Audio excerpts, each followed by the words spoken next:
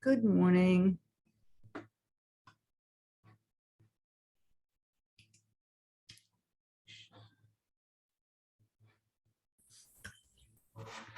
Hi, Fran. Good morning.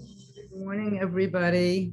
Apparently, there was another little glitch this morning, and I apologize. I think I signed in the wrong way.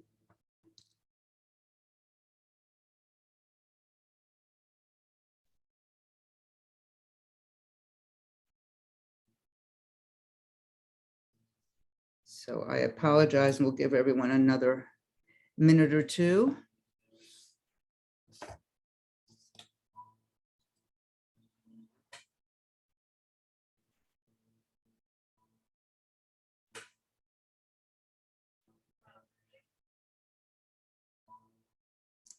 Glad to see your smiling faces.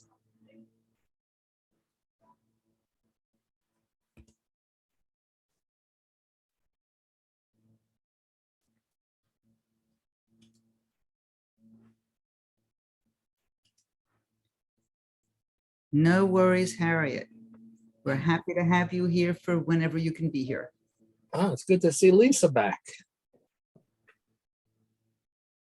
Hi, Ralph. You're very, very kind and lovely. Thank you. I have a major project going on with my family in Mexico, and it's very difficult to get times, for everybody at the same time. So Right. thank you so much. On that note, I'm also going to be leaving a little short before the whole thing finishes. No But worries. yes, I have missed all of you, Fran's teachings. Thank you so much. But we are delighted to have you here for whenever you can be here. Thank you, Fran. Thank you. So we will get started now. And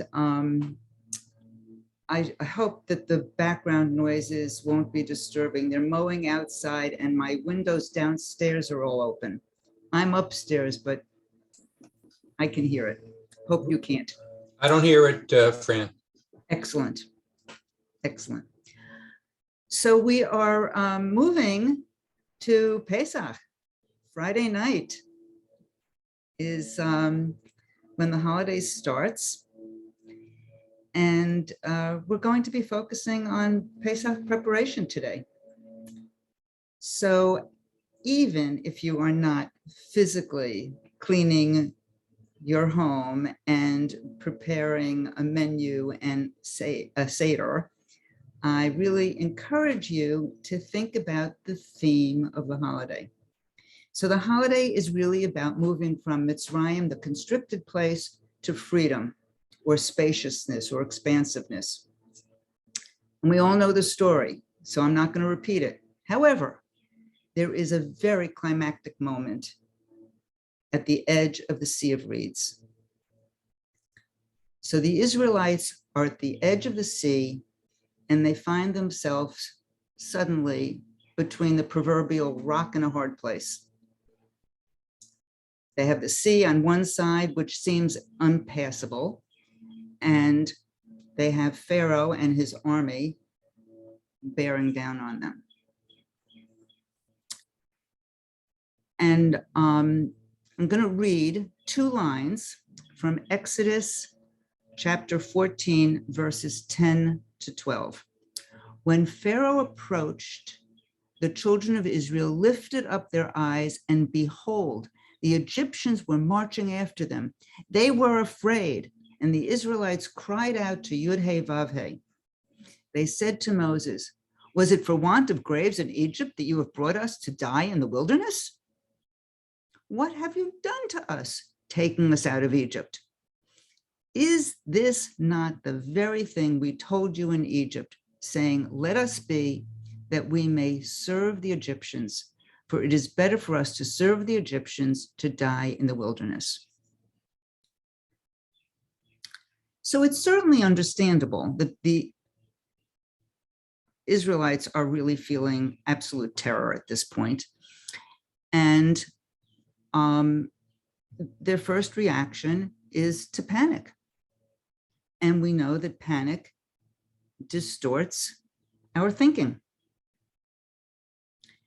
So they're under extreme stress, and the Israelites cannot see clearly and they can't think clearly. They first prayed for the Egyptians to turn back. That's that line. They cried out to Yud He Vav He is interpreted as they prayed. And we're assuming they prayed for the Egyptians to just go away. And when that didn't happen, they turned on Moses. They resort to anger and blame and sarcasm and some self-deception, because after all, that last line that I read,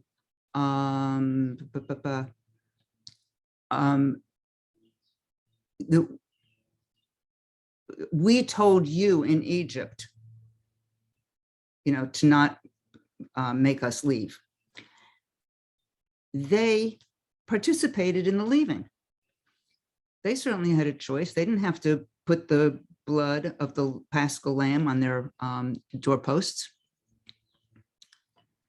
So all of this is going on. And then Moses turns to God and says, "Hey, what should I do?" And God tells Moses, don't just stand there doing nothing. Raise your staff and tell the people to go forward. So there's a famous midrash that probably many of you are familiar with about this passage. And it describes that when Moses instructed the Israelites to go forward into the turbulent sea, the tribes started to quarrel about who would go first. And in that moment, Nachshon went into the sea, walking deeper and deeper until the waters, according to some people, came up to his nostrils. And only then did the sea part and the people pass through to safety. So the people were afraid. And I think that fear of the unknown is universal. And yet we need to deal with our fears in order to overcome our own sense of being stuck and move forward. We never really know what lies ahead. What's on the other side of the sea remains to be seen, always. So that's one whole way of looking at all of this. And of course, these are all metaphors, so there are many, many ways. But there's another way to look at this that I think other questions arise that I think are interesting. So why are we moving toward freedom? For what purpose? And, what does freedom really mean to us? So in thinking about this, I think of freedom, among other things, as meaning a fresh start or a renewal or an ability to make some choices, like dispose of things that no longer serve me. And those things could be things like things that are lining my shelves and stuffed into my closets, but it also could be old traditions that don't serve me anymore, or old patterns of thinking and being in the world that don't serve me. So in addition to the spring cleaning of our homes and the Pesach cleaning of our kitchens, we can do a Pesach cleaning of our inner selves. We can notice where our constricted places are and what we're holding on to that doesn't need holding on to any longer. And we can consider that stuff that we're holding on to be our chametz. So we move toward freedom to choose what to do and what to keep and what to let go of. So as we begin our meditation today, I want to share a chant that I find enormously helpful. And as I put up a screen share, I'm hoping that you'll be able to see it. Of course, I need to be able to get to that.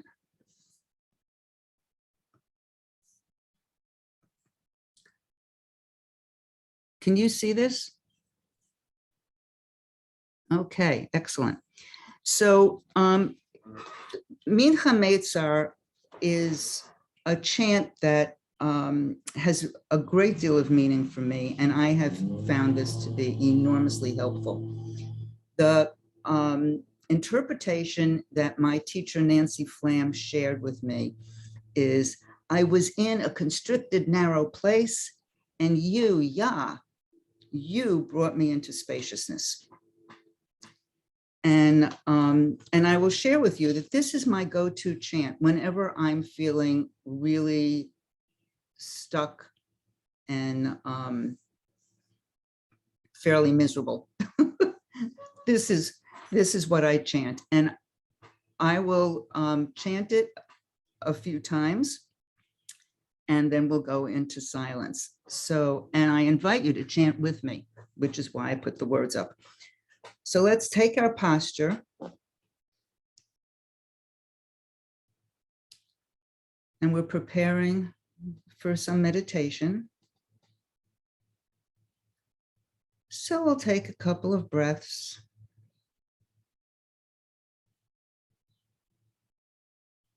Settling into our seats. Feeling well supported.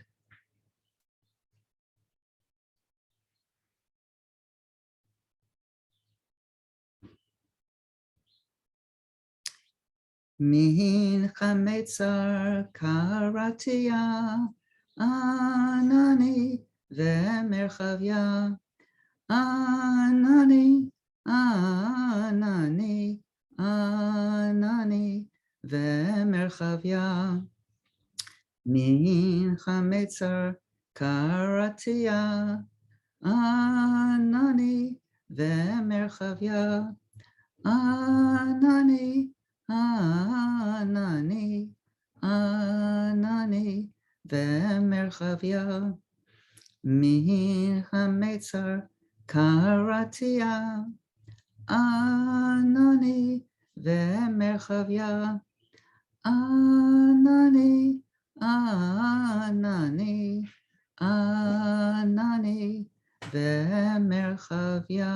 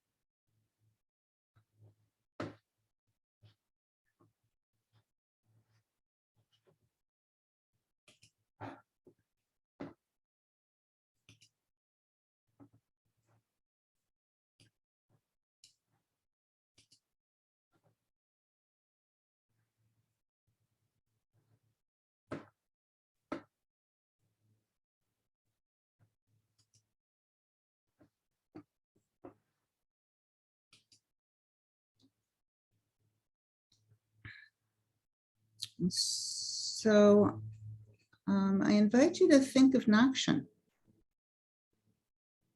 who had the courage or the faith to move into the water when everybody else was frozen in place.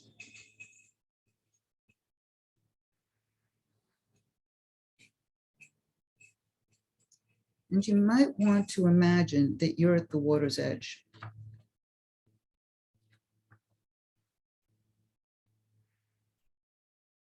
And this is the water that you need to wade through in order to leave your personal Mitzrayim, your personal constricted place.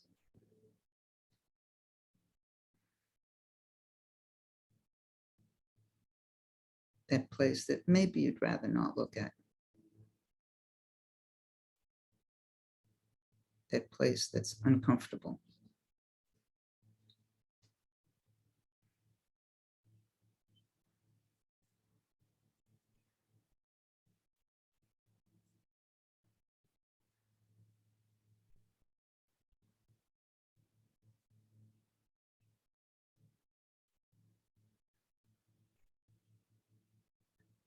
And take a few breaths here and notice what your fears are, what's holding you back.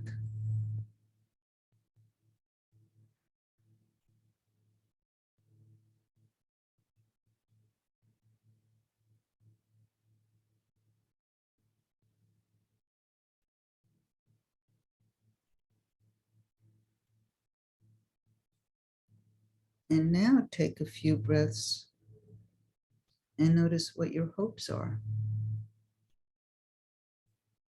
and what's propelling you forward.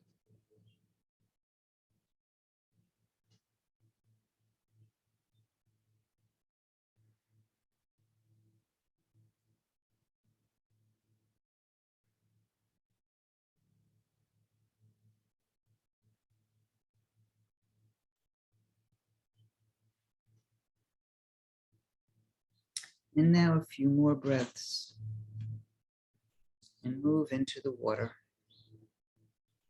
and begin your journey to greater spaciousness and freedom.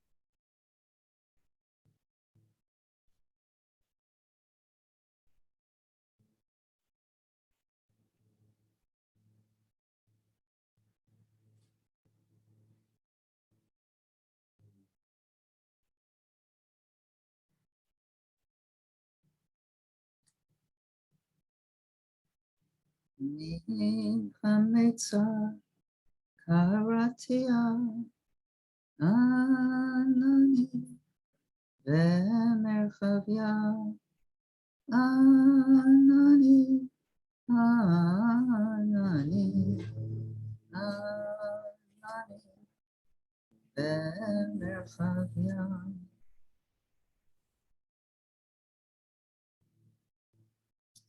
So as you begin to bring your attention outward and slowly and gently return to the room, I'm going to share one of my favorite Sheila Peltz Weinberg poems called Delusion and Freedom. I was walking in a room with many windows. I heard a light thump and looked up. It was a tiny bird. She was thumping against the very clean glass. 5 or 6 times she thumped. Then she flew away to freedom. How I wish the walls of delusion I meet in my mind could be released as well. And then this one right here could be free.